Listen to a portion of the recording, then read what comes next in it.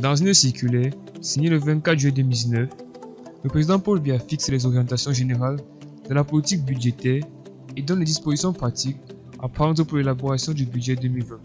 La suite après le générique.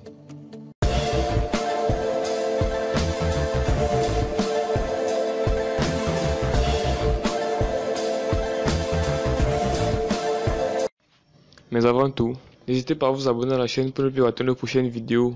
Bon visionnage. Dans une interview parue ce mardi dans le journal Mutation, le président de l'État fictif de l'Ambazonie a indiqué avoir eu des pourparlers avec certains émissaires du Yaoundé. Il s'est également prononcé sur la rencontre annoncée il y a quelques jours entre le chef de l'État camerounais Paul Biya et des leaders sécessionnistes en Suisse. Nous vous propose un extrait de l'interview. Il se dit que vous avez été à un moment en pourparlers avec le gouvernement camerounais.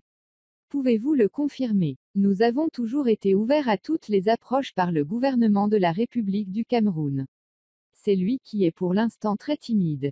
Jusqu'à présent, nous n'avons reçu que la visite de la Commission nationale des droits de l'homme et des libertés et nous croyons que cette commission est une branche de votre gouvernement. En dehors d'eux, nous avons aussi beaucoup communiqué avec les médias grâce à un document intitulé « Proposals for Dialogue ». Dans ce document nous explicitions notre position. Nous souhaitons que le gouvernement de la République du Cam prenne ce document au sérieux. Que pensez-vous de la médiation suisse annoncée? Toute intervention ou médiation par un tiers est la bienvenue. Mais ce médiateur doit être accepté par les deux parties sous la supervision des Nations Unies bien sûr.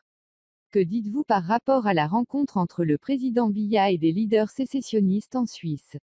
Puis-je faire une correction? Nous sommes des restaurationnistes et non des sécessionnistes, car nous ne restaurons que notre État d'Ambazonie indépendant depuis le 1er octobre 1961 alors que le vôtre fut indépendant le 1er janvier 1960.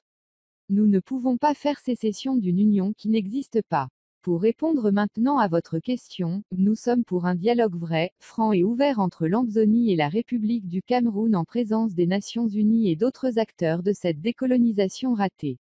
Qui représentera la partie camerounaise nous intéresse peu. Car, notre problème n'est pas avec le président Paul Biya mais avec la République du Cameroun qui nous a colonisés. Si vous avez aimé, n'hésitez pas à vous abonner à la chaîne, à liker et laisser un commentaire, merci.